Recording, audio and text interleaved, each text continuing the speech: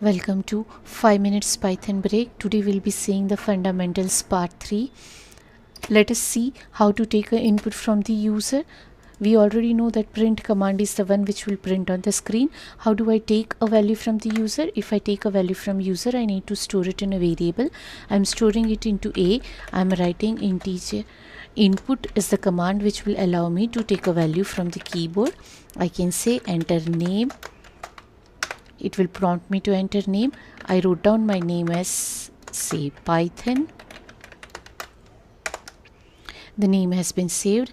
Let me see what do I get if I print A. It is going to show me the name A. And what would be the type of A? It would be string. So whatever value you take with an input command will always return you a string value. What if I want to take a number? If I want a number, I would take it as I will convert the input that I get in the form of string to integer using the int function. I'll write down enter a number.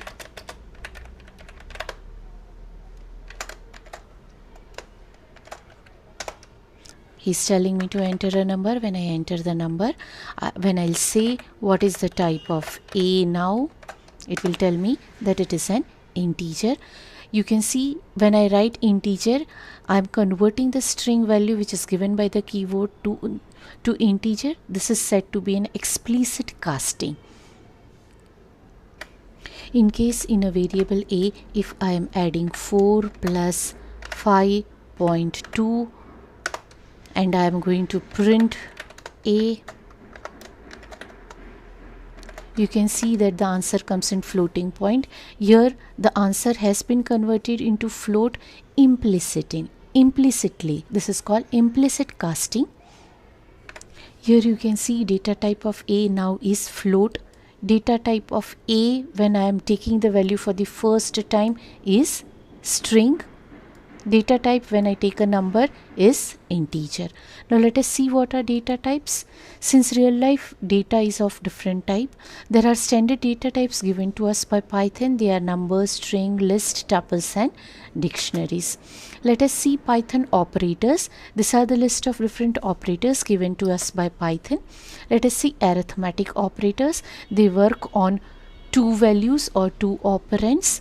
Let us discuss these three: modulo, exponential, floor and division.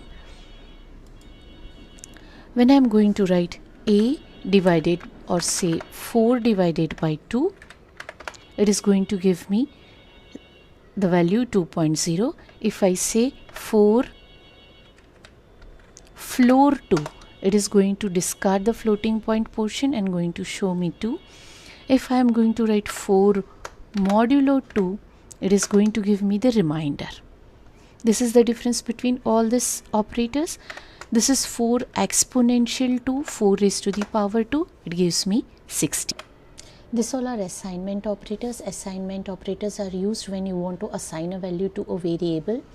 You can assign 5 to x, x plus 3 to x, x minus 3. All these are the assignment operators. This can be written, x is equal to x plus 3 can be written in a short form as x plus is equal to 3. Comparison operators, you can compare two values. In case you want to compare the value, the answer will always come in either true or false. If you are writing 4 equals to 2, it will give me false. But if I say 4 is